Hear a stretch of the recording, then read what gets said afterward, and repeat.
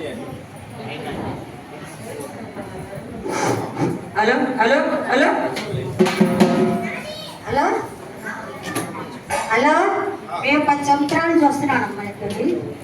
ఏ రోజు కూడా 5 ఏళ్ళు బాగానే ఉంది. కరోనా వచ్చిన తర్వాత ఇబ్బందులు పడ్డాం, సాధలు పడ్డాం, ఎన్నో బాధలు పడ్డానమ్మా. నేను బాధలు పడ్డాకని రాలేకపోయారు 2 సంవత్సరాలు. తర్వాత వచ్చిన తర్వాత 2 నెలల కింద వచ్చాను. నేను అమ్మకాయ నాకు బాగా కలిసి వచ్చింది. నేను 10 ఏళ్ళు పొలం పెట్టేశాను. 10 ఏళ్ళ నుంచి కూడా నేను కవులకు ఇచ్చి కూడా నేను డబ్బులే తీసుకుంటున్నాను.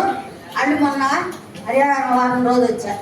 అమ్మా మరి ఎట్లా నన్ను సేలోకి రానట్లేదు, మరి నా పరిస్థితి ఏంటి, నా బిడ్డలు ఎట్లా బతుకుతారు, నా బిడ్డల పొజిషన్ ఏంటమ్మా అని అడిగితే నేనున్నానమ్మా, నీకెందుకు నేనున్నానమ్మా అంది. నన్ను సేలోకి కూడా రావద్దని అమ్మ దగ్గర ఏడిస్తే నేనున్నా నెల ముందు. మొన్న సోమవారం రోజు వచ్చి నువ్వు సేలోకి రావద్దంటే తర్వాత సోమవారం వచ్చేసి వాళ్ళు నా బిడ్డలు పిలిపించేసి నువ్వు రావద్దు మా చేలోకి అన్నారు. ఎవరు మీరు రావడానికి వీలు కాదంటే నేను ఇస్తా, 8 నెలల తర్వాత నేను ఇస్తా అని నా బిడ్డలు ఇద్దరు సమాధానం చెప్పుకొచ్చారు. 10 ఏళ్ళ నుంచి కూడా నేను తాగట పెట్టేసినా కానీ నా దగ్గరికి ఇద్దరికి రాలి. అమ్మ దగ్గరికి నడుస్తున్నా, అమ్మనే కోరుకుంటున్నా. అమ్మే దయ, మాకు అమ్మే అన్నం పెట్టాలి. నా బిడ్డల్ని ఒక దారి చేయకుని నేను 2 సంవత్సరాలు రాబోయేపాటికి మొన్న 4 నెలల నుంచి 2 నెలల నుంచి నేను వస్తున్నా. నా బిడ్డలు పొదేసి ఏందమ్మా, నువ్వు ఎట్లా చేస్తావు, ఏం చేస్తావు, నా బిడ్డలు కూడి లేదు, మరి ఈ బిడ్డలు చంపమంటావా బతకమంటావా, తిండి పెట్టొద్దా పెట్టగాడదా, నేను తిన రోజులు కూడా ఉన్నాయి. నేను రాని రోజుల్లో కూడా అమ్మనే తలుచుకుంటా, అమ్మనే ఆదుకుంటా. అమ్మ నా పొదేసి నేను చచ్చిపోమంటావా ఏంటమ్మా, ఏంది నేను చచ్చిపోతానమ్మా, నా బిడ్డలు దారి ఏందమ్మా అని నేను ఏడ్చుకున్న రోజు లేదు.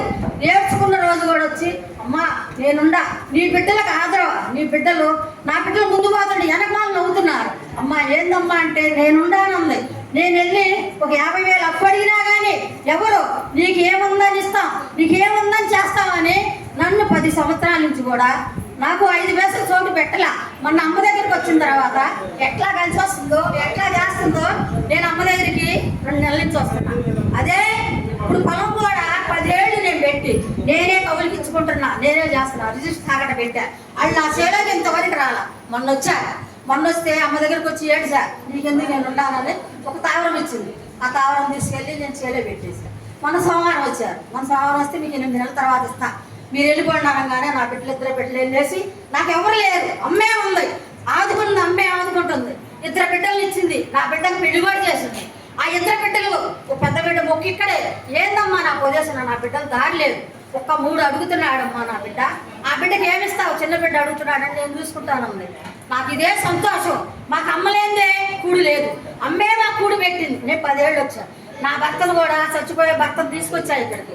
తీసుకొస్తే నీ పసుపు కొనుక్కో, నేను 2 సంవత్సరాలు ఉంచుతా, నీకే బాధ లేదండి. 2 ఏళ్ళు ఆపింది నా పసుపు కొనుక్కో. 2 ఏళ్ళ తర్వాత నా భర్త తీసుకుపోయినాక కనూరాల మట్టికి నేను రాలేకపోయా, బండి మీద వచ్చాను రాలే. ఇప్పుడు మట్టికి 2 నెలల నుంచి వస్తున్నా.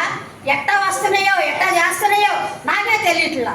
మొన్న దాంట్లో కూడా 10 రూపాయలు వేసి నేను మొన్న ఛార్జీలు కూడా డబ్బులు లేకపోతే అమ్మ నా దగ్గర డబ్బులు లేవు అని చెప్పేసి అప్పు పెట్టేసి వెళ్ళి 2వ వారం మళ్ళీ తీసుకొచ్చి 400 ఇచ్చా.